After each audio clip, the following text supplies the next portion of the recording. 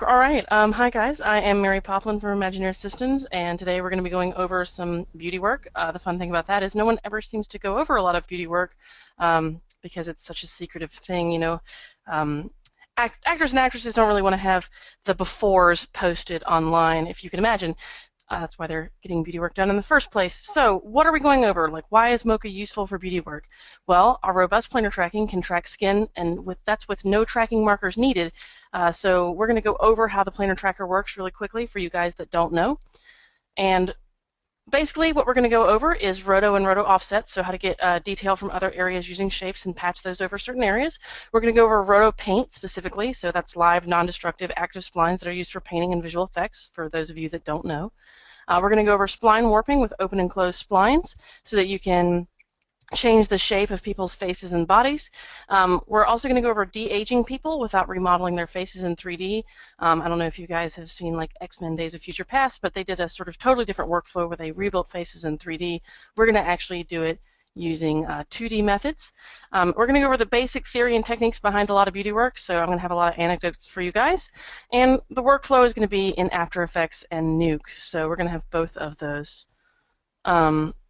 Now, the software covered is going to be Mocha for After Effects, Mocha Plus, and Mocha Pro. So all of the things we're going over are actually available in all three of those things. I will be using Mocha Pro, but you can do a lot of this work in anything, except for the work in NUKE, which you need to have Mocha Pro for. We're going to be going over After Effects, MochaImport Plus, NUKE, Reflex, which is from Revision Effects, and Boris Effects, BCC. All right. Now, one thing I want to point out to you guys right quick before we get started is we have here this lovely website. If you go to www.imagineersystems.com, you can find all sorts of fun things here. We put all our videos here, so this is where some of our webinars will be. When we are done with this webinar, we'll put it up here. Also, I want to point out the support tab. The support tab basically has it where you can contact support, or if you have a question that gets asked a lot, like why is my track slipping, or what's going on in my shot, or why doesn't my data paste in correctly, the support FAQ is really useful for that. And if you're having any installation problems, you can click here. You can also download a trial of Mocha Pro right here under current downloads and get a 2-week completely unlocked free trial. All right, so let's start a little bit. I want to show you some of the things that beauty work gets used for. This right here is Black Swan. I would consider this beauty work. What we're doing is they had to track the skin, and there was really no way for them to get good tracking markers to make this effect go onto her body, so they actually ended up using Mocha for the tracking for all of this. And you can see that they had a really, really locked down track just with the basic information that they had. They had like a couple of dots they put on her, but it wasn't really enough for a point tracker. They were hoping it would be. Instead, they had to use the planar tracker to get all of the data moving down her arms and shoulders. Now, you can see just like this. It's sort of really impressive. All right, now, the other thing I want to show you, a couple other things about how beauty work is used, is I don't know if you guys saw Invictus, but one of the things they did is all of these shots did not have any of this fun blood and mud splatters all over. They actually filmed all this without that, and then they added it back in using Mocha. You can see it's a pretty simple process. They didn't change too much, but just these little simple additions added a whole lot to the narrative of the story. And we're going to talk a little bit about how beauty work can also change the narrative of your shots. I'm just going to show you one more example, which is going to be this one right here. Even when there's occlusions, you can still track certain areas of somebody's face just by using the planar tracker in an intelligent way. So we're going to talk about how this planar tracker works, and we're going to make sure that by the end of this, you're going to know exactly how to use Mocha, at least for very simple beauty work.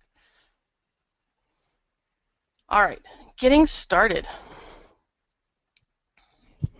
So the first thing I'm going to do is I'm going to take a lady and I'm going to make her a little bit thinner. So we're going to start a new project. And this is how you start a new project in Mocha. One of the things you want to make sure of when you pick your new project, let's go to Thin Model here and select our footage. We're going to call this Webinar. Now, one of the things you're going to notice is we have this frame properties and all this information down here. Frame rate and pixel aspect ratio, you're going to want to make sure that this is exactly where you need it to be. Like, if you need to work in After Effects, usually a good thing to do is hit Custom and just do 1, so that's square pixels. because After Effects reads a lot of square pixels. And then you can also make sure your frame rate is 24 frames per second. So we're going to go and hit OK. All right, and if you still need to change settings, you can change them here, but you can't change the pixel aspect ratio once you've brought it in. You can only change the frame rate. Now, with this track, this is a pretty straightforward track, but for some people this would be very hard. The reason for that being is no tracking markers and not a lot of hard edges to lock onto. So with Mocha, this is actually a very straightforward and easy track.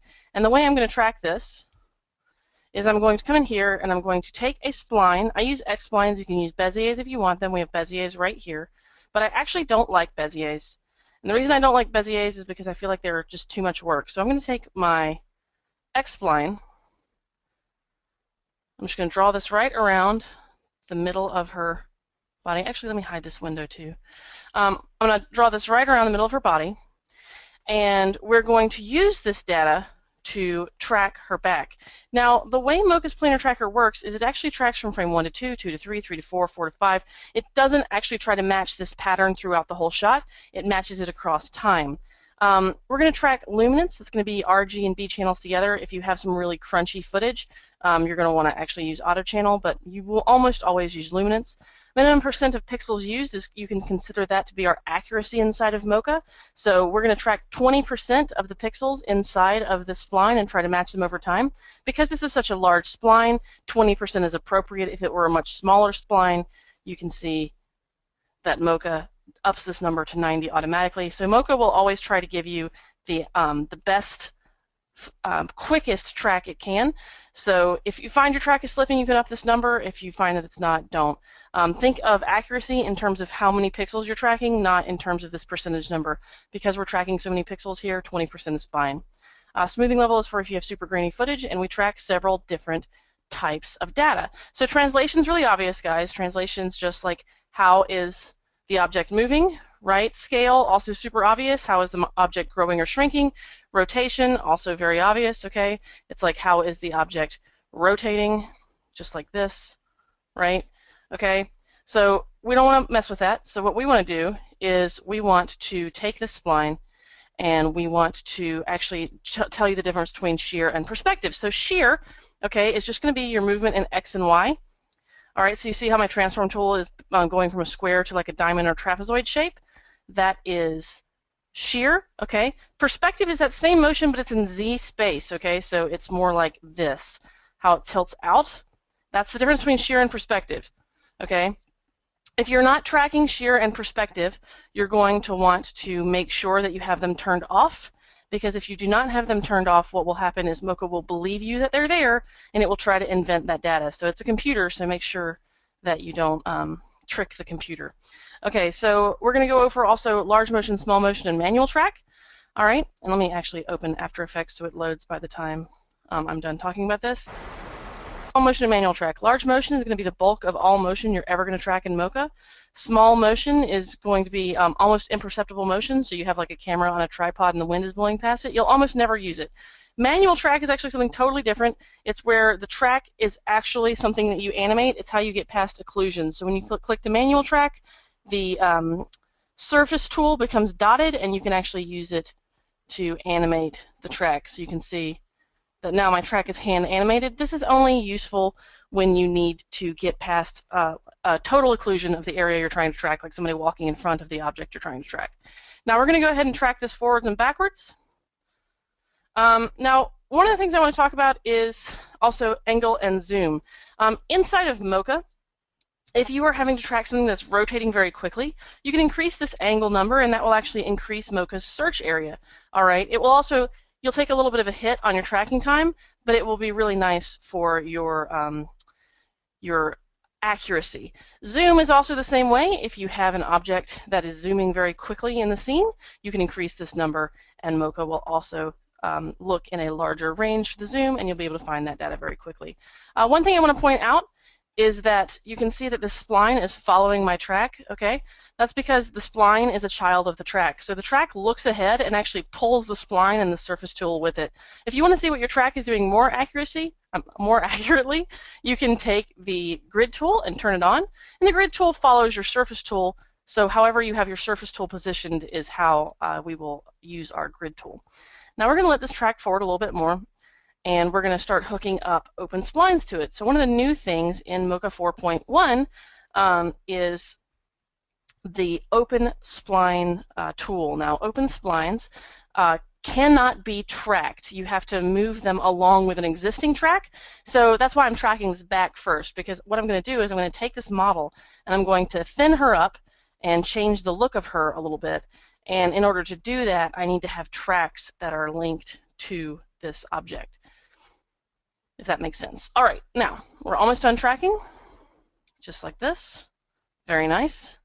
All right, that looks really rock solid. So what I'm going to do now is I'm going to come over here. I'm going to name this. We're going to call this backtrack. Okay, I'm going to lock it. I'm going to turn the gear off because the gear is your action item in Mocha. In the track tab, that means it's tracking. In the insert, remove, and stabilize tab, it means it's rendering, or the lens tab. We're going to turn this off visually because I don't want to see it anymore.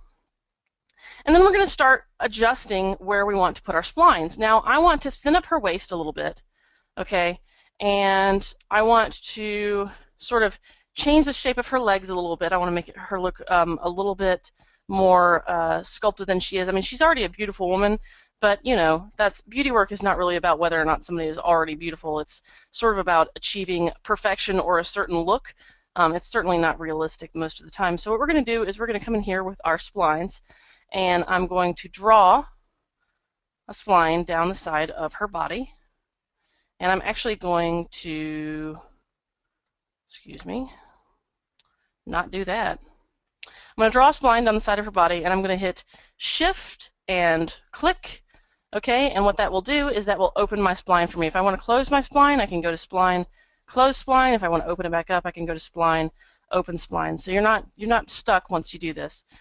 We're going to go ahead and relax these corners for curves because I want this curve to follow her body. And I'm going to come over here and make another line. So we're going to come in here, make another line down the side of her body, and hit Shift, click, and now that's open again. Relax this for a curve. I'm going to call this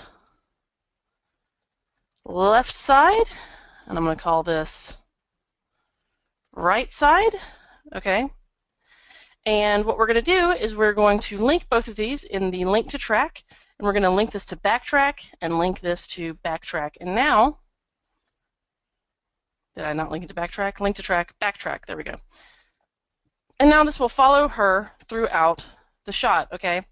So let's say I want to correct this. Somebody asked about the Uber key earlier, so let's talk about that. The Uber key is a ripple offset, so it'll actually change the animation or the spline throughout the rest of the shot. So if I adjust this shape with the Uber key, both of these shapes, what I will get is a change that happens throughout the entire shot. All right, so that's why the Uber key is useful. Even if I did animation on these splines, the Uber key would respect that animation and offset it by whatever the difference between the Uber key I made and this is. Now, the other thing I'm going to do is I'm going to switch back to auto key because when you do an adjustment with Uber key, you want to switch back to the auto key as soon as possible. And I'm going to come in and make some more lines. So I'm going to come in here, and I'm going to make an open spline. I'm actually going to make a really simple open spline, just like this. And I'm going to come in here with another one and make another open spline, just like that. Relax this. Relax this. And we're going to take this in the same way that we just took the other ones. And we're going to make sure that it's exactly how we want it. So I'm going to adjust this point. Okay. We're going to call this left thigh. We're going to call this right thigh. I might as well call it the thigh master. And we're going to link these to the backtrack and link this to the backtrack in the same way. All right. And we're going to use this in another program right quick. So I'm going to show you two different ways to take these splines and make them into spline warps. So the first way I'm going to show you is inside of NUKE, which you only need one main spline warp for. And we need a containment field. So I'm going to come in here and I'm going to try to limit my warp to this area. So we're going to just select that. We're going to call this containment. for the warp. And we're going to link this to backtrack again. And now with very little work, we have linked all of these things to the various tracks. Okay, so I'm going to turn my Uber key back on for 1 second. I'm going to make sure this is above her shoulders because I want to make sure we don't get any weird warping. And check that out. Looks good. Okay, so in NUKE, we're going to come over here. And we're going to load in our footage in our read node just as soon as it starts. So let's go to, actually let's open the file itself and show you what that looks like, and then we'll make a new file.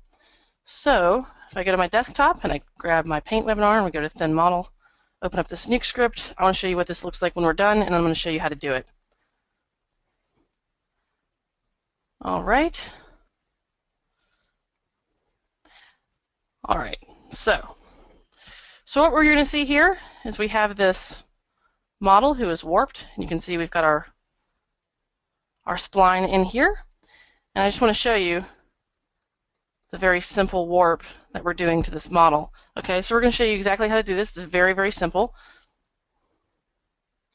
All right, come over here, and we're going to go to a read node.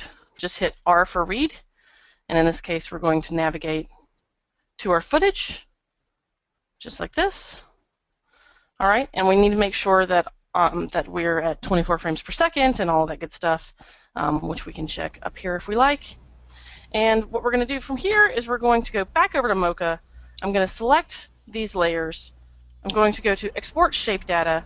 I'm going to go to the NUKE Spline Warp node. This is new with the open splines. I'm going to do all visible layers. We're going to copy this to the clipboard. I'm going to go back over to NUKE. Okay. I'm going to select my node, and I'm just going to hit paste, like Control-V paste, or you can go to Edit Paste. It does not matter. And now what we have is this lovely spline warp over here, and we can adjust how this warps. So in this, we'll go to our transform, and let's go to a frame where we can sort of see what we're doing. And let's not skew. Skew is not what I want. Let's just select the splines that we want to select. In this case, excuse me. In this case, we're going to select, where are you? Left side. And we're going to translate this in. So we're going to just scale this in. And we're going to come over here. Sorry, that was the wrong spline. This one. Scale this in. And then we're going to jump over here to the right spline. And we're going to scale this in just like that. And we should be getting warps. I don't know why we're not getting warps right now. Because it's a demo is why. Interesting, it's not updating. I wonder if that's a setting I have. Well, let's just go back to our original file and I'll sort of show you what's going on here. Alright, so what we do is we can take our splines just like this, and we'll find which one this is. This is going to be, let's see here, this, and we should be able to adjust just like this and warp the spline. You can see you can go for an extreme warp if you like, or not. Alright guys, I'm not going to troubleshoot what was going on that first node. I'm just going to show you that it works over here, and we're going to move on to After Effects. In After Effects, we actually have to do a very specific thing inside of Mocha. We need to take our containment, but we actually we'll need the containment. But what we're going to need to do is we're going to need to take our right thigh, left side, and right side. And what we're going to do is we're going to actually have to duplicate them, because in After Effects we can only use tools like Boris BCC and revision effects to get this warp. So to get this warp, what we're going to do is we're going to make a from and to spline. So we have right thigh, left side, left thigh, and right side. I'm going to just go ahead and put these right and left together just for neatness. I'm going to hit duplicate layer, and that, you see how that made right thigh to, right thigh, right side to, right thigh. So we're going to take all of our non-duplicated layers, and now we're going to come in here and we're going to adjust the difference. So I'm going to come in here and I'm going to pull this new spline in. Okay, and this is going to tell After Effects, it's going to tell the revision effects reflex tool how we want to warp this object. So we're going to come in here and we're going to delete this keyframe because I should have used Uber key. Same thing for you. Auto key. Alright, so we're going to use the Uber key and we're going to offset these as well. So I'm going to take this, gap this out a little bit, move this over. Again, for this spline, same thing. Gap this out a little bit, move this over. Okay, and now we're going to take these shapes and we're going to turn all of our shapes back on. Okay, and we are going to take this into After Effects. So over in After Effects, let's just start up with our old file. So let's open the project. We're going to go to Paint Webinar, then Model.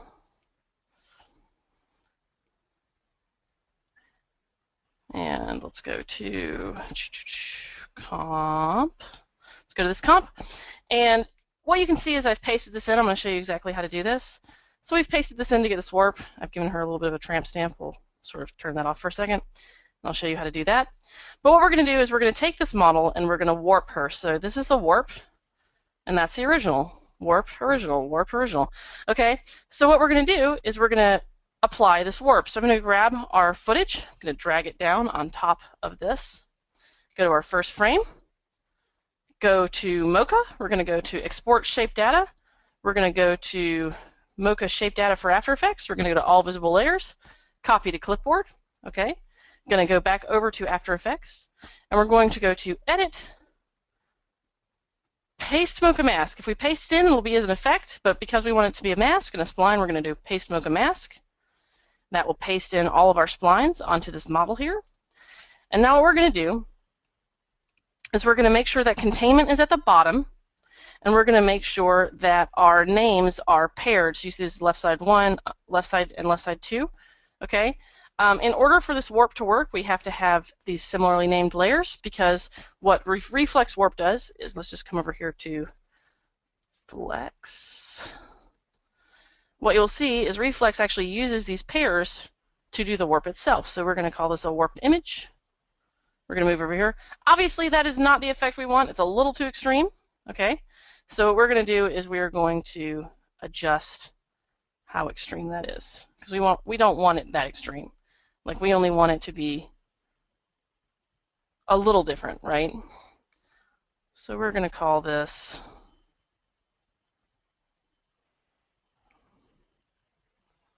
We're going to just call this, excuse me, let's turn my other layer off so you can see the difference. So we only want to do like a little bit of a warp on her. So now you can see the difference between the original and that is just a quick squeeze.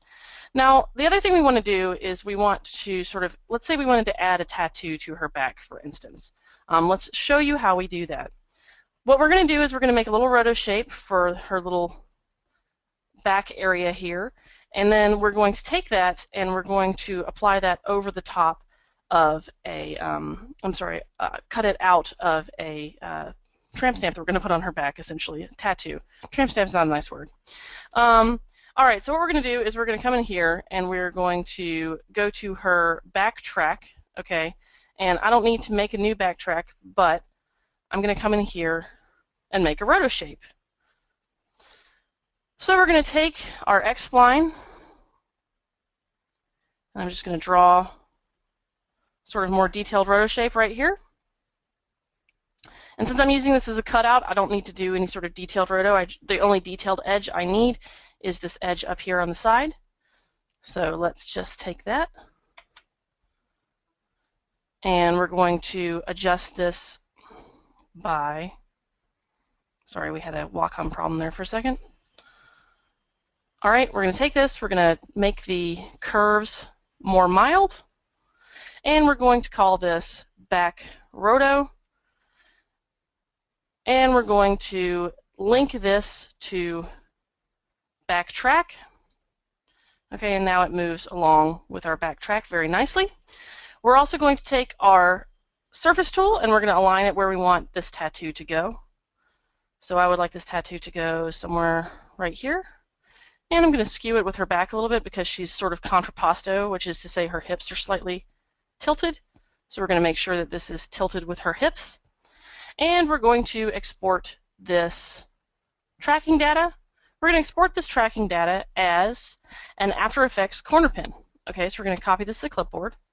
And then in After Effects, we're going to take our little stamp we've made, our little tattoo, and I've made this the same size as the comp. And let's actually do that from scratch. Let's take the PNG, put it here. What we're going to do is we're going to go to Layer, Transform, and we're going to fit this to the comp so that it's huge. Don't worry about it being like a little distorted, because it's not going to matter, because we're going to distort it back to the proper size. And we're going to go to Composition, and I'm sorry, Layer, and we're going to go to Pre-Compose.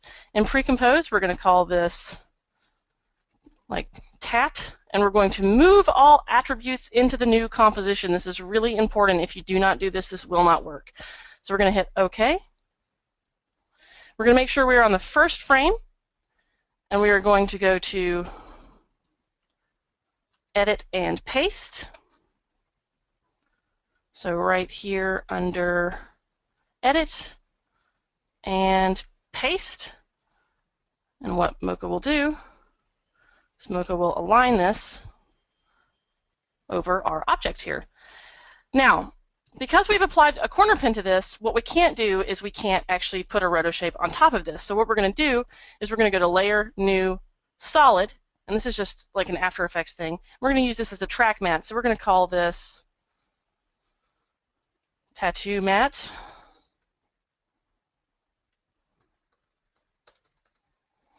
And we're going to hit OK. And we're going to take this, and we're going to go over to Mocha, and inside of Mocha, we're going to go to Export Shape Data, and we're going to select this layer, which we're already selected on, and we're going to go to Selected Layer, Mocha Shape Data for After Effects, copy to the clipboard, back over to After Effects, make sure we're on the first frame of our clip. We're going to go to Edit, Paste Mocha Mask, and now you'll see we have this lovely mask here. We're going to hide this. We're going to go to Alpha Inverted Matte, and now that trims that out. The last thing I want to do, just to sort of make this look a little better, is we're going to come in here to our transform. We're going to take this down to about 80% opacity, and we're going to multiply this instead of leaving it black. So now what we've got is this warped girl, and we have adjusted her back size and her waist size, okay, and we use this tattoo over the top in order to sort of add more detail to her back. So that's how that works. I'm going to show you a before and after of that so you can sort of see them side by side, just like this. All right, and you can see there's the difference with just some very simple tracks inside of Mocha. All right, so that's a very, very simply how to do reshapes using Mocha and spline warps. All right, so we're going to just close this right quick, and we're going to open a new project. Hey Mary, I'm going to jump in just for a second while Sure. you're loading up your project. That was a really cool example. Just a couple questions that came up. Sure. Just to reiterate a couple things based on the questions. One is in NUKE you used the built-in NUKE spline warper, correct? No, I did not. I used the spline warper out of our export tracking data. Exactly, but you used NUKE's spline warp node as opposed to in the After Effects example you use Revision Effects plugin. Exactly. Yeah. Yes. Yeah, And I'm sorry. yeah, no, exactly. I just want to make it clear for the users, as well as you're not limited to revision effects. There's other options for warping in After Effects, correct? Right. There's like Boris BCC, which has a warp in there, and there's other tools as well. I can't remember their names, but I think you do. Yeah, well, I know that what's that other mesh warper is another example. Oh, you mean just natively in After Effects? Yeah, metal makes freeform. There's lots of different tools, but we're just choosing to show revision because it's a pretty powerful tool here. Well, we're also showing revision because it works with open splines. Yeah, absolutely. And the last question, just to ask or bring up, is some people are asking about multiple mats in there and using mats to hold out, so you're not warping the entire image. You want to just talk to that really briefly? Yeah, so that's the mat that you're using. If you wanted to, I can show you more. Well, no, I closed it already. Let me open up the file right quick. Yeah, Let me. I think you can talk to it, but Okay, sure. it's up to you just for So, speed. Yeah. so the idea is, yes, if you want to warp it to very, very specific areas, you're going to need to use smaller containment mats for that kind of thing, so you don't warp the whole image. That's pretty easy to do. You just have to draw them. For the sake of this demo, I'm just trying to keep the concepts simple because I've got a lot of ground to cover. But of course, you can get more detailed with that kind of work. And in fact, I'm going to show you a slightly more complex warp here at the end of the shot. We're going to reshape a girl's face and change the whole narrative of the shot. So we will get to that. And we'll get to the nitty gritty of that, but suffice to say, yes, you can do that sort of work with Mocha. Excellent. I think that answers the question, and I know that people are anxious to see this next example. So I'll go back to questions. Perfect, no worries. So in this shot here, what we've got is we've got this sort of guy, and we want to make him younger, right? Like I mean, he's a very handsome older gentleman, but like let's say for business purposes, we want to make him younger because we're trying to appeal to a younger crowd or whatever. It's a corporate video in the guy's vein. Who knows? Now, what we're going to do is we're going to show you this before and this after, and you can see we've taken about 20 years off the guy. All right. So the way we do that is we're not going to rebuild his face, although you can rebuild his face in patches if you want to do this kind of work. That's another workflow you can do. But what I'm going to show you how to do is how to fix this with rotoshapes and color corrections and blending modes, and also a little bit of spline warping as well. So I'm going to jump over to my After Effects file, and we're going to sort of talk about the breakdown, and I'm going to show you how to do this exactly.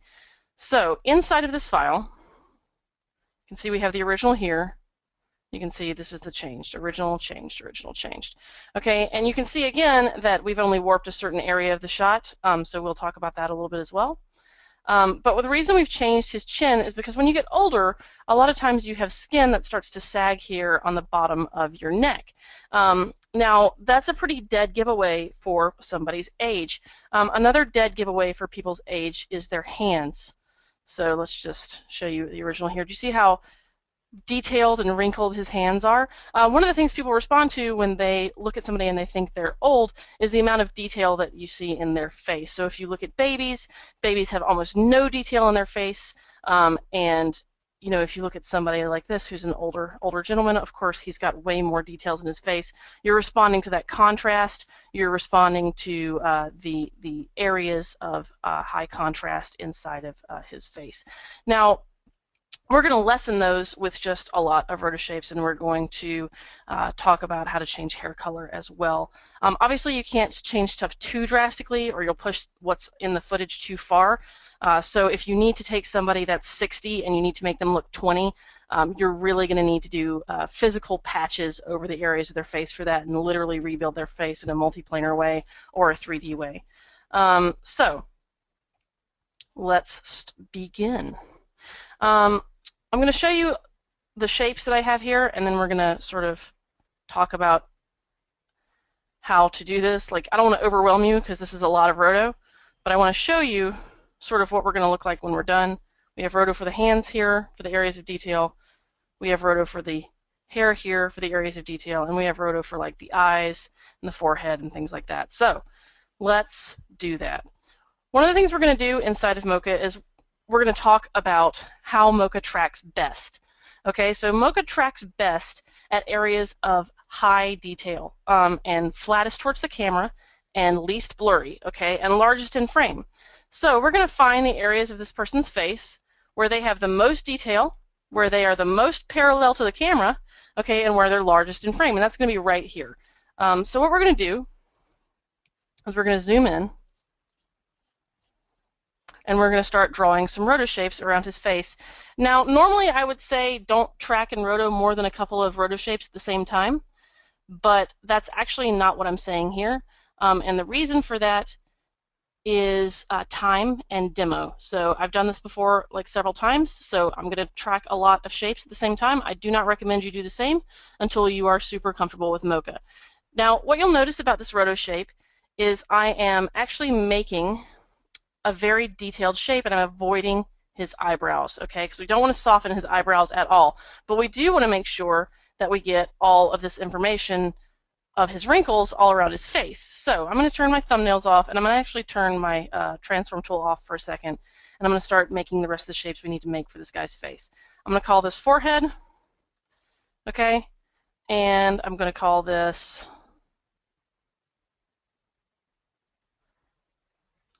right lid, and I'm going to call this left lid right over here. And what I'm going to show you is that Mocha can track all of these at the same time fairly quickly. So we're also going to come in here and we're going to draw right under his eyes. I'm going to make sure that I pull this out far enough to grab these wrinkles here, because he's got these smile lines, which is wonderful, because you want to live a life where you have smiled a lot, but they are also wrinkles, so we're going to get rid of them. All right, now we're going to call this left lid, and we're going to call this right under eye, and we're going to call this left under eye. Okay, and we're going to track all these at the same time. I'm just going to leave shear on, though. I'm not going to use perspective. Even though perspective is happening, I try to get away with shear when faces are turning as much as possible until I absolutely need perspective. Because these are roto shapes and I don't need the tracking data, I'm going to leave perspective off. And the reason I do that is because perspective has a tendency sometimes to make my shapes skew in a way that I don't like. So we're just going to let this track. And you can see that Mocha is tracking all of these at the same time. We're going to use these shapes to sort of lighten up his face just as soon as we're done tracking. Now, the reason I don't like to use perspective when I track a lot of roto shapes is perspective does this thing where it can shift points and the edges of your surface tool behind Mocha's camera that Mocha is using to look at the scene. And when it does that, it can skew your shapes in unpredictable ways. So unless I need the perspective data, like absolutely need it, I leave it off. I want to stress that point because a lot of times, the things that I hear from users is, well, I'm getting a screwed up shape on this, like what's going on? And usually it's because perspective is turned on when it doesn't necessarily need to be to get the shot done. You always want to work sort of with what you need. You don't want to sort of over-engineer your shots. Okay, so we're going to let that finish tracking. And I'm not going to make you sit through like all of the tracks, but we're going to talk a little bit about how we correct this roto, and then I'm going to not make you sit through me rotoing this entire shot, because I feel like you might not necessarily appreciate that. And okay, so we're going to correct this shape, and I don't think we have a lot of correction to do for his eyes, except for maybe right here. And what you'll notice is that Mocha moves along with our track, and then it actually offsets on how I have animated my shape. So I don't necessarily want it to offset as much there, so we're going to adjust this shape. And now Mocha tweens between those two keyframes and moves along with our track. Yes, Ross? Hey, really quick, Mary. Just a user just said, and I thought it might be appropriate to jump in. Can you reiterate the a point you just made about the camera perspective and shifting moving points? Do you mean the going behind the camera problem? I believe so. I believe that's Okay. what they're referring to. Okay, sure. I don't want to get you off track too much, No, but no, if you can cover that. it's totally fine. So here's what I'm talking about. So you know how I talked about how perspective can go behind the camera? So can you guys all see this this perspective tool moving, or is the shot too light? You see how this corner is I going can see it right fine. off the edge? Okay, perfect. So if you can see how this corner is going right off the edge, when you use perspective, this corner can shoot off into infinity right like that. Do you see how this just shot off into nothingness? Flipped in the totally opposite direction? That's because what Mocha will do if it can't calculate, well, Mocha can't calculate negative values. So when this corner goes totally off screen, what happens is Mocha is reading just a little bit of off screen as like negative infinity, and it's shooting it off in that direction because it cannot tolerate negative values. That's just the way the tracker works. It's because of the way it actually reads the footage and creates the tracking data. So you don't want to use it unless you have to use it. Otherwise, you run the risk of putting a point or the edge of the surface behind the camera, moving that off screen and having your shape. Has anyone ever seen their shape sort of like you're tracking and then you sort of have this shape and the point goes over here somewhere? That is the same sort of error. So if you ever see something like that where your shape should be round and instead it goes over there, what you're going to end up with is that problem. So to avoid that problem, I don't use perspective unless I absolutely need it. Does that make sense? Yeah, that's great. And I think that to reiterate that point too, if you ever view the your grid tool and you see that going like totally skewed, you kind of know that your track is exactly what you just described. Yeah, if you ever Yeah, see that going, exactly. yeah, if Do it's you ever see yeah, this? exactly, then you probably want to retrack. Um, exactly. Yeah, that's Thank, exactly the problem. thanks, Mary. No problem.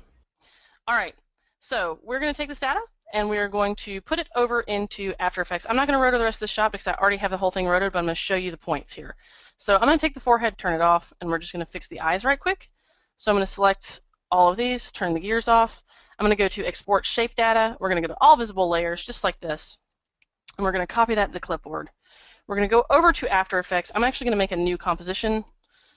So let's see. New composition. And what's the length? It's going to be 412. So new composition, 412, perfect. And we're going to call this webinar. We're going to hit OK because I want to show you this from scratch, not like what I've already done. And we're going to take our original shot and we're going to duplicate it. In our duplicated shot, we're going to go to Edit, Paste Mocha Mask. You can see that our masks are right here on our guy. Excuse me. How about Fit? Okay, so we're going to take these shapes and we're going to make our screen bigger so you can see what's going on. Well, that didn't help much. And now we're going to do a couple of things to this shape. So the first thing I'm going to do is I'm going to come in here to my masks. I'm going to add just a little bit of feathering. I'm going to make sure this is add as well. I'm going to add just a little bit of feathering. So we're going to come in here to the feather, and I'm going to feather this like, I don't know, 10 pixels, maybe 5 actually. Yeah, I'm going to feather that 5 pixels because I don't want to go too far into his eyebrow and I don't want to go off the side of his face. Okay. Now what I'm going to do is I'm going to go in here to Effect, or I can go into Effect down here and I can type in a blur. So we're going to actually want a nice blur. So in this case, we're actually going to use a radial blur. You can use whatever kind of blurs you like. Some people like box blurs, some people like Gaussian blurs. You want a high quality blur though, so we're going to just blur this 10 pixels, just something really small. Okay, and radial blurs are nice because they actually keep some of the detail in the shot. You'll see that we still have some of this striation here. It's going to keep them looking like a human being as opposed to looking like a Barbie doll. You really want to avoid the Barbie doll look. Okay, now we're going to take our masks and minimize them here, and we're going to go to our blending mode, and we're going to actually take this and make it a lighten mode. We're going to turn our original background layer on, and you can see what that has done is that has pulled a lot of the information out of his wrinkles, okay? Because remember what I said earlier about contrast? We want to make sure that this contrast is different. Now, what you will notice also is there's a problem here. This is all very smooth now. That is absolutely not what we want.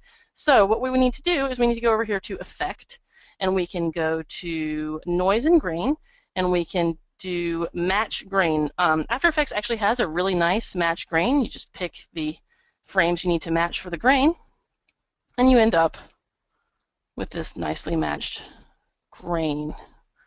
Let's go to Final Output. Excuse me. So you end up with this nicely matched grain that sort of blends that back in detail-wise to your image. You want to make sure that you avoid this smoothing look and keep to your detailed look. If you need to add more detail back into here because you don't want to make them look too old, you can actually use, there's a sort of unsharp, I believe. Is it?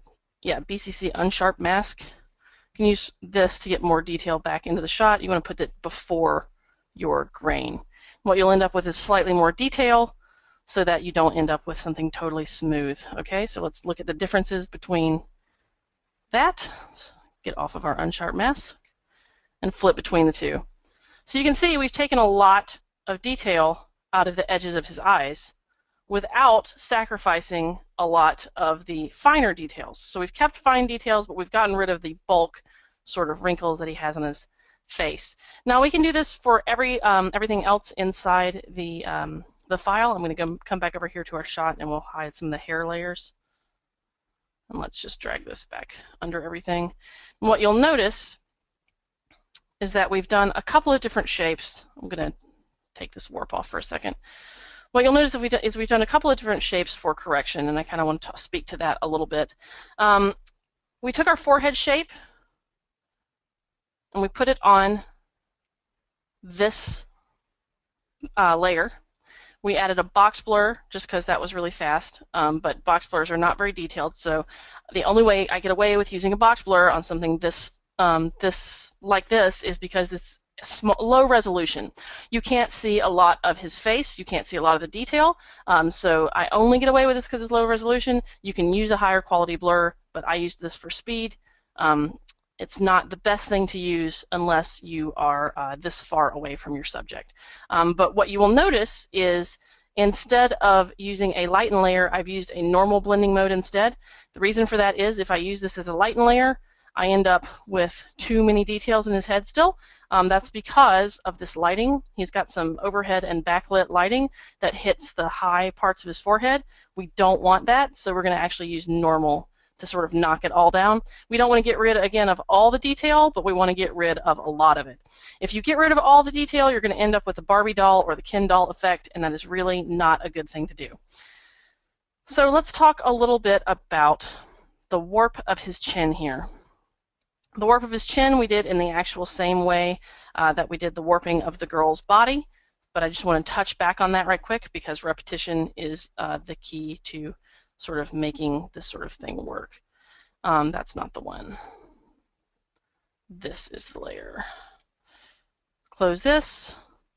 This is why naming your layers is important. Let's call this, let's rename this. We're going to call this face warp. Because if you try to come back to a file, you want to have your names on your files. Okay, so face warp. We have the right lift and left lift 2 and containment. So let's talk about how we do that, and we're going to do this from scratch. So you can see we have our flex warp on here and nothing is happening. Okay, now what we're going to do is we're going to take our warp and we're going to make a new warp inside of Mocha and take that over to our other piece of software. So what I have done in this already is I have tracked his face, but let's just talk about that.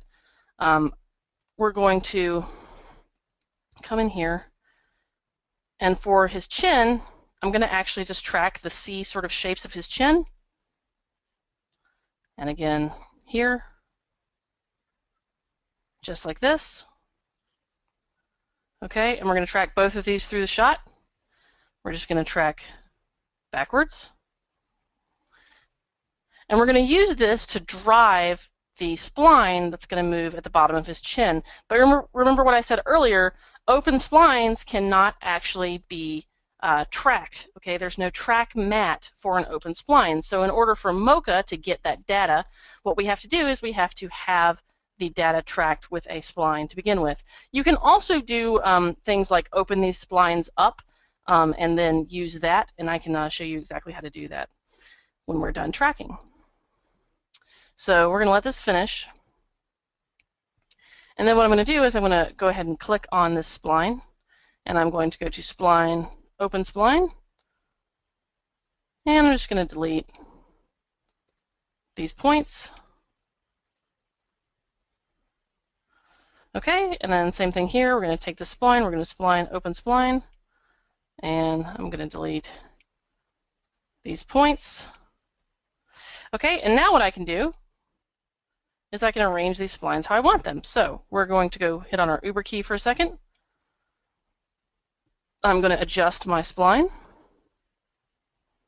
Because there's no law that says you have to like link your splines to a track. You can just do the track with an open spline, and I mean with a closed spline, and then open it back up. You know, it just depends on the workflow that you want to use. So don't feel like you can't do a thing. Just just because that's the workflow I show a lot of the time. I mean, in fact, we're really interested to see how you creatively use Mocha to get the results that you want. So we're going to call this right chin, and we're going to call this left chin, okay? We're going to do the same thing, but we're going to take this and we're going to roto it. So we're going to turn auto key back on. I want to make sure I actually have a keyframe here and a keyframe here because I was using Uber key. I didn't have a keyframe there. And we're going to adjust our roto as we need to. So you can see that our roto starts to come off here. So we're going to pin that in, sort of pull this out. We're going to adjust this here. And it's just very fast. We don't need to do a perfect job, but we just need to make sure that our roto actually like belongs where it's supposed to be and follows the line of his chin. So, and as long as it moves naturally, it doesn't matter, but it desperately needs to move naturally. If you have roto that's like popping and jumping all over the place, it's not going to look good. So think of it this way, the less keyframes, the better. The more keyframes you have, the more likely you are to have animation that doesn't look natural. And if you have warps that don't move naturally along with your object, you're really going to notice. As a viewer, you're really going to notice. So let's just pull this in. The whole thing about visual effects is they're meant to be invisible. So the less distraction, the better. All right, so let's just correct this. All right, so we now have this lovely sort of chin warp for our guy, except for we need to correct it right here because that did not look right. All right, perfect. Now, if you ever want to see like exactly what your spline looks like and how it moves with the object, you can always use this auto stabilize tool here, and it will move everything along with the track, so it's a little easier to tell what the shape is doing. Now I'm going to turn both of these off because I don't need to track them anymore. The last thing I need to do is I need to sort of track the area that I want to warp. So in this case, I only want to warp this sort of area of his body. So we're going to warp this, and we're going to use this as the containment field. So this is the containment area. And we're going to track this just as soon as I make it round. Okay, so we're going to track this really quickly. I'm going to call this containment chin, and we're going to track this backwards.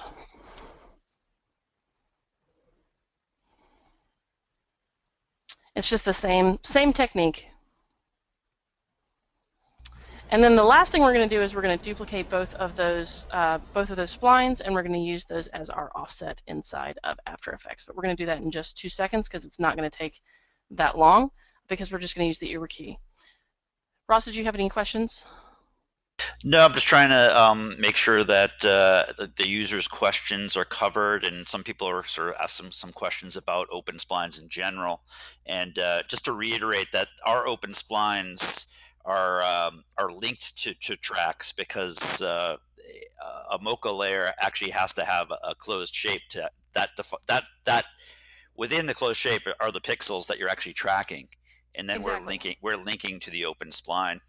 And then again, open splines are used for all kinds of things. I think you might show an example of hair later, but Yes. that was, for years people have been asking us to support open splines, especially since they're using Mocha for rotoscoping very in-depth projects with lots of wispy hair.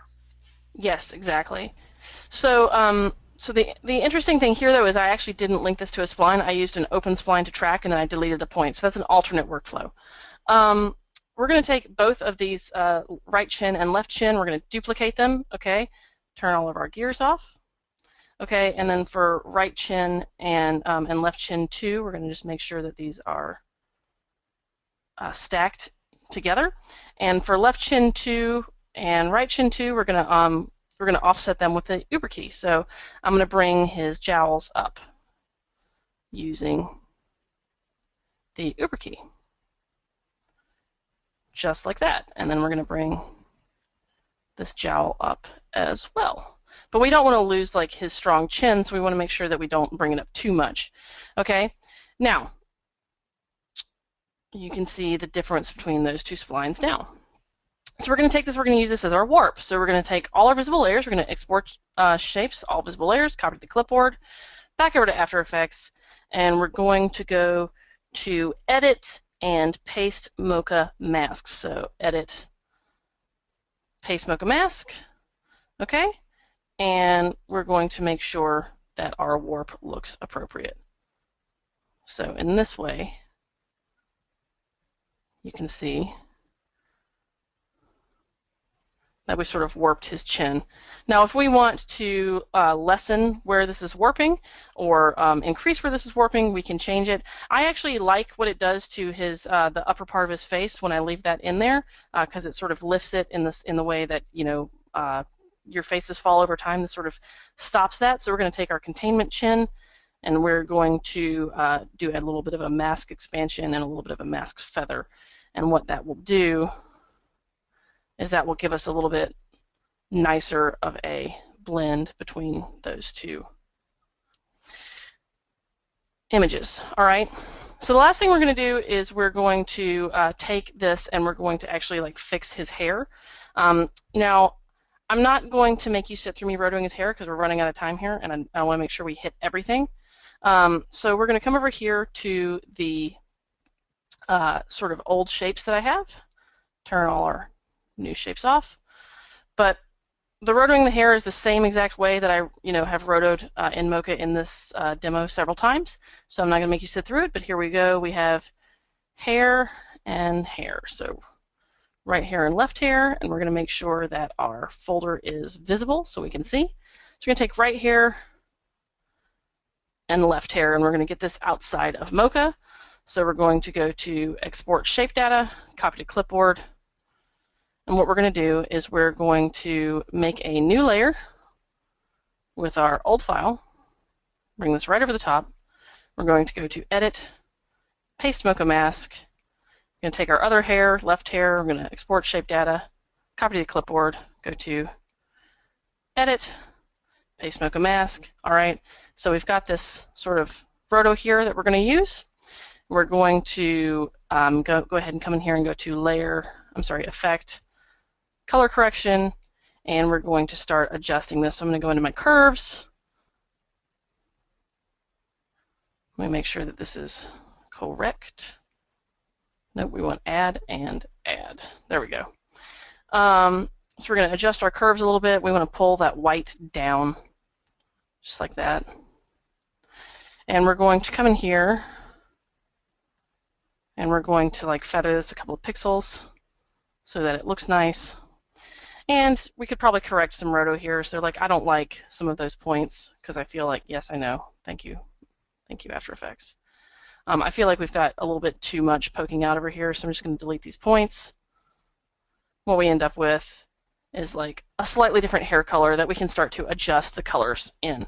So that's how the basic workflow of how I did this shot. With a couple of more additions. So let me just go through those right quick because I don't want to spend any more time on this shot, but I want to show you the basic principles. So basic principles we did are we had just all of our masks here. We did a little quick box blur, but you can use a radial blur if you like for better detail, especially on a more close-up face. And we've done a blend mode. With the face warp, we're going to do a normal. The difference between normal is it's two Barbie dolls, so instead we do lighten, okay? For the forehead, we actually just did a normal blend, okay? And we started adding different hair colors. I did an overlay with a soft light of a brown just to sort of get more detail in there. We used an alpha for that from the previous shot. Same thing with this sort of blend. I added some purple in there just to layer some browns and purples in there. Think of painting. In painting, you don't want to add the same color over and over and over. You want them to blend differently. You want transparency, right? So what we ended up with was a big difference between our old shot and our new shot. So this is the original, that's it. And that's the new. Original, new, original, new. So we've warped his chin, we've blown out a lot of the details on his wrinkles, and we've changed his hair color. So again, let's show you the before and after of that. Some really nice results that you get there. So let's just scroll between the two. You can see he looks about 20 years younger. So let's talk a little bit about how to do rotopaint and how that works. I'm going to show you a little bit in After Effects at the very end of this, but right now we're going to jump into NUKE because I want to show you some cool tools inside of NUKE. So let's come over to Mocha and let's go to Open Project. We're going to talk about cleaning up the sky. Let's just save this. All right, so we have this gentleman here, and he's posing with his lovely lady, and he's got a couple of things that we want to fix on this before we print this to film. He's got braces on. We don't necessarily want him to have braces. That makes him look a little younger than he is. We want this scar gone, and we want some of these blemishes gone off of his face. He might be a pretty young guy, actually, but he's posing with this lovely lady, and we want to clean this up. So what we're going to do is I'm not going to make you sit through this, but we tracked the cheek, okay? And we tracked the cheek specifically for a reason.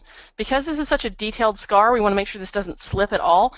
And the side of his face and the top of his cheek are two different planes. Think of what he would look like if he were a low poly model. You know, this would be a plane here, this would be a plane here, here's a plane, and his forehead is a plane, right? So we want to make sure that we get nice detail in our tracks. We tracked his cheek, we tracked his forehead. I'll show you what that looks like. Really nice and locked down. We tracked the side of his cheek here, just like this. Okay. We tracked his teeth specifically because we have that braces scenario that we want to fix. And we tracked his left eyebrow and right eyebrow because I kind of wanted to open his eyes a little bit, but I don't think we got to that. So I'm not going to show you another warp because I've showed you warps all day long, but I am going to show you how to paint this. So painting this is actually a pretty straightforward process. I'll show you what it looks like. We're going to go ahead and open up our NUKE file. And we're going to open up, while that's happening, our before and after. So what we're trying to get from is we're trying to get from this over here to this over here. So you see we cleaned up his scar, cleaned up his teeth, and cleaned up his forehead. Now this is actually a pretty quick process, and I'm going to show you the technique and then we're going to move on. But it's the same technique in 4 different places. So it's the same technique here as here as here as here. Okay? Now, because I realized we were running out of time. All right, so here's what my comp looks like. You can see I have a fairly different, like 4 different pieces of paint. Now, we're going to take our footage, and let's just come in here and frame this. Hit F in NUKE to frame it. Hit Alt to pan over. Okay? We're going to take this footage, we're going to copy it, we're going to paste it, and we're going to view it. Okay, so you can see here's our footage just here. Now, let's say we want to paint out this scar. All right, inside of NUKE, if we want to paint out that scar, we can take RotoPaint and we can hook it up to a track. We have our tracker nodes over here if you want to do that. In this case, teeth, forehead, cheek, and the cheek fix for here. But we actually don't want to do that. I'm going to show you how to use MochaImport Plus, which is a sort of cool tool that you can get to interface Mocha inside of NUKE, and it does a lot of neat tricks like this one. So let's say I want to paint on this object as if we were in Photoshop. I'm going to come over here to my MochaImport Plus. I'm going to take Stabilized View while I've selected my Read node. Okay, Stabilized View. Okay, and it loads in these little nodes over here. I'm going to jump these over here so that I have my Stabilized View sort of organized, because an organized comp keeps your coworkers from murdering you. And we're going to jump over here, and you'll notice it says load Mocha data from file or from clipboard. You can save a file or you can load it from the clipboard. I'm going to load it from the clipboard. I'm going to jump over to Mocha, and I'm going to grab this cheek data here. You can see my corner pin just like that. And you'll notice I have moved my corner pin around the area that I want to focus on. That's actually really important, because what we're going to do is we're going to export our tracking data. We're going to go over here to NUKE corner pin, right? Copy to the clipboard. Back over in NUKE, we're going to jump right here, click on our stabilized model from clipboard. Okay, and now you can see we have our, that was not what I wanted to do. Now you can see we have our sort of area that we can paint. Let me just zoom in. Let's see. Okay, hold on one second. All right, so what I want to do is I want to paint this. So I select my stabilized import area. I click on my pen tool, Roto Paint. Okay, select my paint tool inside of NUKE. I hit Control to sort of offset where I want to paint from. I can adjust my brush size to be whatever size I would like. Okay, and now we just simply paint right over the area that we want to fix. It's really important when you're painting blemishes and stuff inside of NUKE or really anywhere. If you're painting things, you want to make, let me just turn this off, there we go. If you're painting, what you really want to make sure of is you want to make sure that you are not blowing away detail. Okay, so you notice that I am not, absolutely not, using blurs on this, okay? There are some times when blurs are appropriate, like when you can't get your paint tools to blend properly with the pixels around them, then it's completely appropriate to use blurs, but you don't want to do that unless you absolutely have to. So like, I could use a blur, like right, let's see, let's try to get this to blend. Pull this from here. So like if I didn't feel like that was looking right, I could use a blur, like right here, to try to sort of make that look, the edge look a little better. But when you use blurs, you need to think about them in terms of painting. In painting, you want to be very concerned with hard and soft edges. If you notice the difference between an amateur digital painting and a professional digital painting, professionals tend to use really hard brushes, and there's lots of detail. Amateurs tend to use airbrushes, and it looks like a beginner artist. I mean, the airbrush look is beginner artist look. If you look at stuff from like the Gnomon school, where you have very advanced painters, or you look at stuff from like an atelier, you'll notice the hard edges amongst all of the paintwork, and that is actually like a really good indicator of whether or not the paint is correct or not. Okay, so we're just going to blend this just a little bit more. I'm going to take all of these clone stamps, select them all. I'm going to go to Lifetime. We're going to make these all frames, okay? And now, if we've done everything correctly, we should have this nice and neat. So now I'm going to go ahead and go back to my unstabilized view. I'm going to come over here and we're going to actually merge it with an M. Okay, and we're going to merge it back in with our original shot. And what we'll end up with is this nice paint that follows our shot. So when we zoom back out, just like this, and we play our shot, we have the scar fixed right on his cheek very, very nicely. All right, so again, let me show you the before and after. Just like this, we've painted out a scar, most of the blemishes, his forehead blemishes, and his teeth, just like this. All right, and I used the stabilize tool for all of these. My comp looks like this. So here's my stabilized view of the cheek here, merged back in, stabilized view of the braces, stabilized view of the other cheek fix here. So, and you can see that we've merged them all back in, and then again, we'll show you the difference between the original right here and the not original here. All right, so that's how you paint inside of NUKE with Mocha and the MochaImport Plus tool to sort of get your paint done really, really quickly. That makes a very tedious task not very tedious. Now, let's move on. The last thing I want to show you guys is I'd like to show you how to clean up this girl here. But what I want to point out is I've showed you a lot of similar techniques, but what I actually want to show you here is something really complex. It's not so complex that you can't do it, but it's what you might not think of normally inside of things you can do with Mocha, or what you might not normally think of to do for a shot. So let me close this. Oh, it actually just loaded. Wonderful. Okay. So this shot here, we have this girl, and her eyes are closed, and then she looks at the camera. But we want to change the narrative of this shot, and this happens a lot, more than you'd think, and it's a sort of invisible effect. A lot of times the director may want to change the feel of the shot, or an editor may want to do that. Let's say we shot all of this and we didn't get coverage of her looking at the camera the whole time, so we want to change the narrative to have her looking at the camera because it completely changes what she's saying. We also want to change her smile and make it look a little bit more genuine because she doesn't really look like she's smiling here. We also want to make her eyes just a little bit larger and more open. The reason for that being a lot of times more open eyes make the viewer more engaged. It makes the model look like they are interested in the viewer, and the viewer is thereby more engaged with the model. So we're going to come over here and show you the before and after of this, what we're going to do. So what you can see is in the before, her eyes are closed, and the after, we have added new eyes, and we've made them a little bit more what's the word I'm looking for? We've made them a little bit more crisp, okay? So we're going to show you how to change this.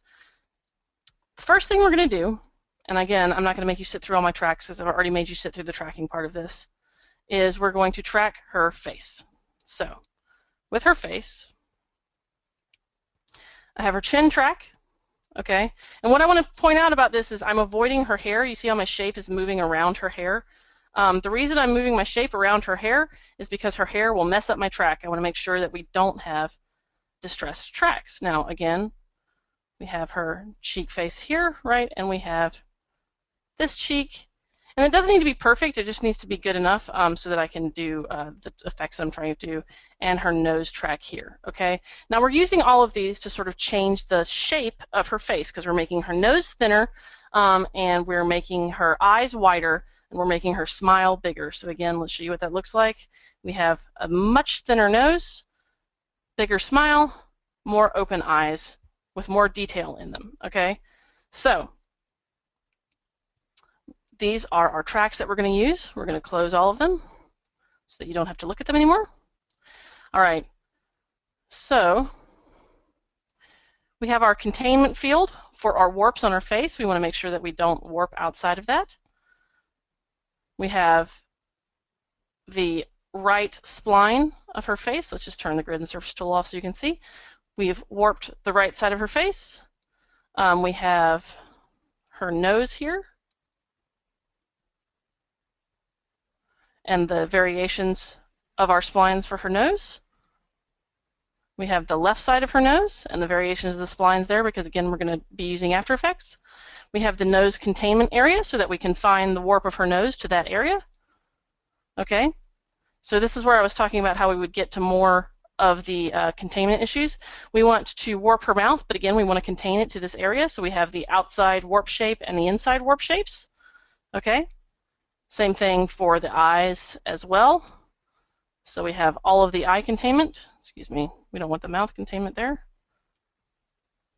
So we have all of the eye containment and the underlids and overlids, okay? But again, you can tell that one of the things I'm doing when I make the roto shapes for her eyes is that I'm avoiding these pieces of hair. I don't want to warp this hair in a weird way because if I do, it's going to be really noticeable, okay? So be thoughtful about where you put your shapes in your images. So we're just going to go ahead and come over here and turn these all off. And we also have a better track for her forehead and a matte for her eyes because we're going to actually take her eyes and we're going to stop them. So I'm sort of walking through what we're doing here. Now, let's get started. Hey, Mary, can I jump in really quick? Because this question has come up multiple times throughout the webinar. Is perspective or non-perspective when you're doing tracking for these kind of purposes? When I'm doing tracking for things that I have to hook the track up to, I absolutely use perspective. So when the track has to be rock solid, and it must be rock solid for things like the eyes. So for instance, I'm hooking the eyes up to this track here, and you'll notice I am using perspective, okay? The reason I'm doing that is because if I don't get that perspective in the tracking data, it's going to be bad. When I'm using roto shapes, I do not use perspective. When I'm just for roto, specifically only roto. When I need to hook something up to a track and perspective is happening, I always use perspective. Yeah, that's what I tried to kind of explain a little bit in the text, and that's I'm glad we just discussed it. Often you don't have to use perspective for roto because you really just want like the translation scale and rotation for your to drive Some your roto shape. It really depends right. on the motion, right? Right, it does. And sometimes the skew helps, you know? Like if you're tracking like cloth or somebody's shirt or something like that, skew helps a lot. But don't use perspective unless you have to. For everything that you must have accurate tracking data for, because you're going to link something up to it, like her eyes, I must have perspective. Okay? All right, so we're just going to take these and let's go to. Oh, also we do some cleanup on her cheeks as well, and then I also add some hair back in. Okay, so hair is linked up to a hair track, and you can see we have some splines moving right along with the side of her face. So we showed you how to do all of these things before, so I'm not gonna make you sit through them, but I am gonna explain how we're using these inside of After Effects. All right, so first thing we're gonna do is we're gonna jump back over to After Effects. I'm gonna open up my file. I'm going to go to Open Recent, and we're going to go to Clean Up Woman Eyes, and we're going to don't save that. Okay, now inside of this shot, okay, you can see we have changed the narrative completely by adding eyes over the top. You can see we have an eyes comp right here, and we have added them back over, and we have hooked that up to a tracking null, just like this. So let's talk about how we do this. All right, and we'll sort of speed through this because don't we have how much time left do we have, Ross?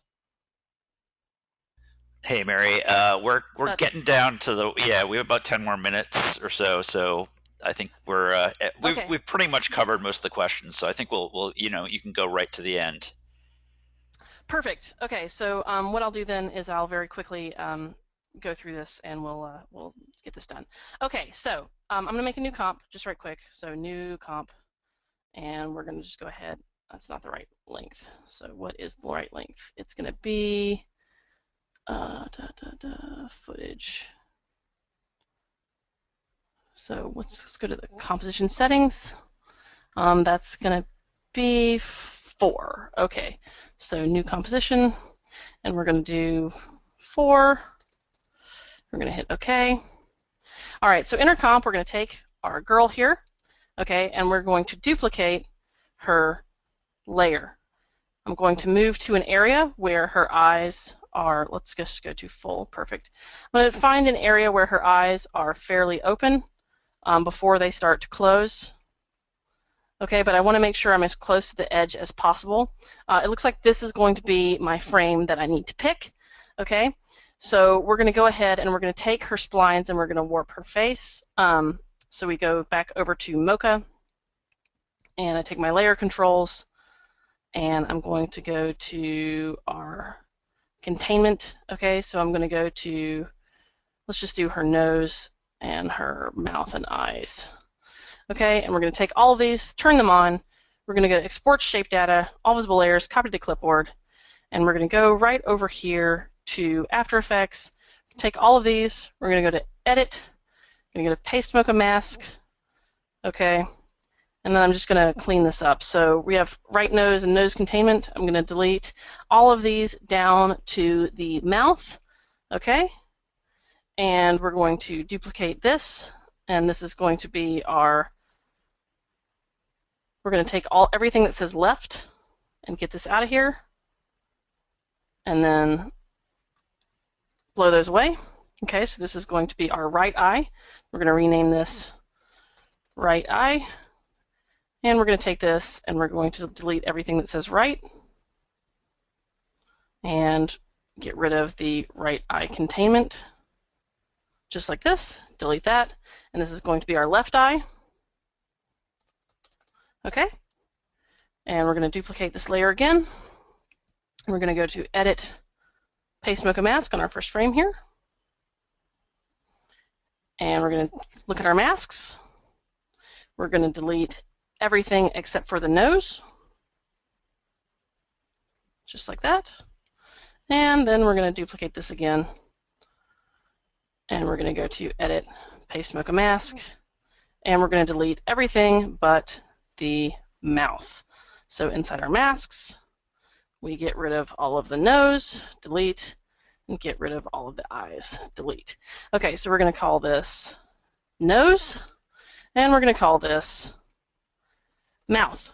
Okay, now we're just going to very quickly take our warp, and we're going to put our warp on side our layers, so this, and we're going to just make sure that this is warping how we like.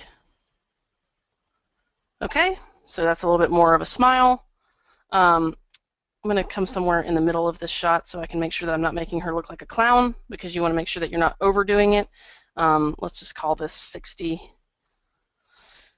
Okay, so now let's take this and let's just duplicate this and put it on our nose. And for our nose, I think we want about 30 maybe. So that way we're not going all nuts on the nose. Okay. And then for the eye, we're going to only open this a little bit. So we're going to go to opposite. Let's do like -20. And that way it opens her eyes a little bit, but it's nothing crazy. I'm going to go to Control and paste. Do the same thing here. We've raised her eyebrows a little bit. We've opened her eyes a little bit, just like that. And so now, let's look at what we've got. So right now we've got right eye, left eye, nose, mouth, everything warped. We're going to take this, we're going to call this original, put it over the top so we can see the difference. Just like this. And you can see we've warped her face quite a bit. I noticed with her mouth we're getting kind of a hard line here. So in her mouth I'm going to come over here to the mouth containment and I'm going to feather it. And you'll see that'll right away fix that problem. If we're doubling up on her line here, we're going to expand this a little bit. So we're going to expand the mask, and we're going to use that. Now with the nose, we're going to do the same thing. We're going to feather it just a little bit. So in the nose, we don't get another hard line. So feather just like this. So that's how you fix those sorts of issues that pop up. Now, we're going to go ahead and very quickly take her eyes and we're going to freeze frame them. So let's come over here to our frame that we want to use. And what we're going to do is we're going to take both the right eye and the left eye, and we're going to go to Layer, Pre-compose. We're going to call these eyes. Okay, and we're going to go ahead and call these eyes freeze actually, and move all attributes to the new composition. All right, and now we're going to duplicate this and we're going to move it to here. We're going to go to Layer, Transform, Time. We're going to freeze frame. Okay, and now that will freeze frame, so we're going to just go ahead and see what we've got there. Now that's frozen, so we don't want to use that. So what we're going to do is we're going to use the forehead track to move this along.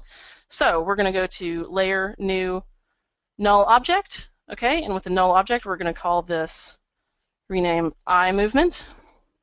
Okay, and what I'm going to do is I'm going to come over here to Mocha, go to our forehead track with our corner pin. I'm going to go to Export Tracking Data. We're going to come over here to our After Effects corner pin, copy this to the clipboard, back over into After Effects. We're going to go to our null. We're going to go to Edit, Paste. Okay, now our corner pin is moving properly along with our null, and we're going to link this to our track. So I'm going to take my eyes freeze, link it to my null, and we're going to actually need to do a sort of offset to solve this because it's not moving 100. Because her eyes are in two different locations, I would need to do them separately and track them separately to get a better track. So I'm going to correct this just with a little bit of a cheat. So I'm going to take these together. I'm going to go to Layer, Pre-compose, okay, and I'm going to call this eye fix. Okay, we're going to hit OK. And now what I'm going to do is I'm going to go to Layer, New, Null Object.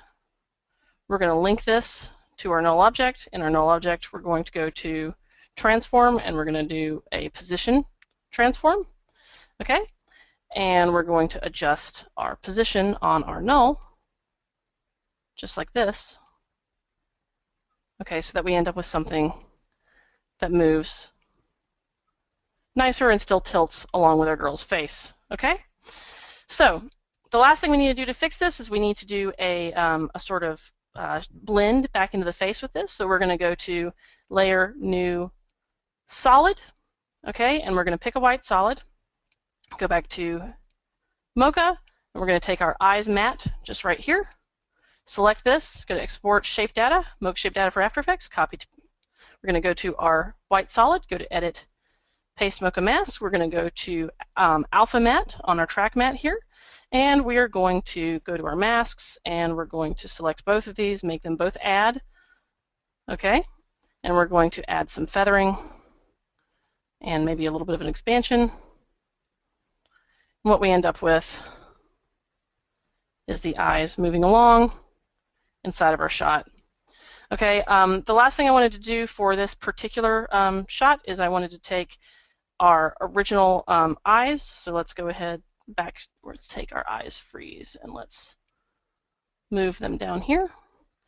And what I want to do is I want to add a effect to this. So I want to do the unsharp, which was this BCC unsharp, and I want to add it to here and here. And what I end up with is like a little bit sharper eyes. You can see the difference. It sort of brings all the detail back out. Okay, and then last thing I want to do here is I want to make sure that I do something about this hair in front of her eyes. So I want to show you how you can do a stroke inside to sort of make sure that we get a nice blend over her eyes to sort of hide any edges that happen with the hair overlap of her eyes. So we're going to go to Layer, New, and we're going to go to a solid, okay, and any solid will do. And I'm going to call this Hair Fix, okay. So in Hair Fix, we're going to come over here to Mocha. I'm going to select my open splines that I did for my hair. So hair and 2 and 3. Turn those on visibly. Export shape data, all visible layers, copy the clipboard. Back over in After Effects, we're going to go to Edit, Paste Mocha Mask, okay. And then we can add a stroke effect. So we come over here to Effects and Presets. Stroke. It would be under Generate Stroke in your effect panel if you want. Put this on Hair Fix. Okay, so inside of Stroke, we're going to go ahead and pick a color. So let's turn this on Transparent. So on Transparent. Okay, and inside of Stroke, we're going to select her hair color here, and we're going to adjust the size of the stroke. So we're going to go to, like, I don't know, 7 pixels or something, maybe 5.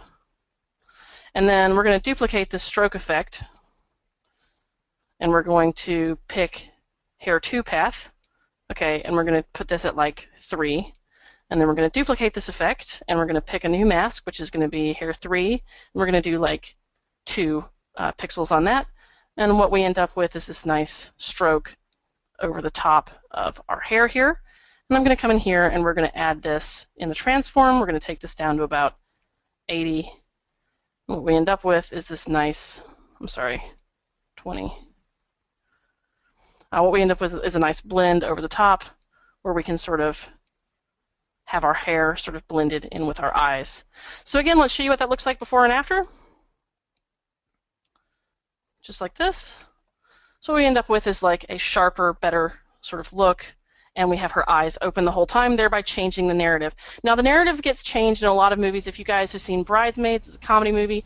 A lot of times they interchange the 2 different actors' performances because one take was better than the other. They merge them together. Most recently, that was done in Gone Girl. They used Mocha for stabilization on just about every shot in that movie. They also ended up using a lot of performance take blends using Mocha as well. So you can use these sorts of techniques for not just beauty work. I've showed you basic techniques for this demo, but you can always take these a step further. I want to show you the basics so that you can extrapolate those and start doing more complex work. If you have any questions, I definitely want to point out Please, please, please go to our contact support page if you need to contact support. We have forums right here if you need to know about them. If you need to know more about Mocha Pro, Mocha Plus, whatever, I'm very active on these forums. So is Martin Brennan. If you have any questions about Mocha in general, we have documentation right here. I know everybody always reads the documentation, always. But if you are a documentation reader, we have all the information right here. For those of you that did not read documentation, we have all videos. We also have a support FAQ. If you have any common questions about Mocha, we have those all answered already for you.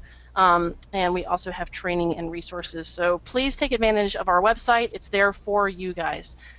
If you have any more questions, let us know, and we'll try to answer everything. Are we done, Ross, or do we have time for questions? Yeah, no, I think that we right on the wire. We've covered so much today, and a really amazing job. I was listening to you, trying to catch your breath. You covered so much, and I think it was a really, really useful demonstration to show how Mocha can be used in different kinds of work than the typical screen inserts that a lot of people kind of associate Mocha with. So excellent job. Oh, And thank you. yeah, I think that we've pretty much covered all the questions. So as I said in the answers, we're going to be trying to get this video up online in the next 24 hours. We'll send out an email to everyone who registered for the webinar, and we'll be picking a winner soon for the door prizes. So thanks again for your time, guys.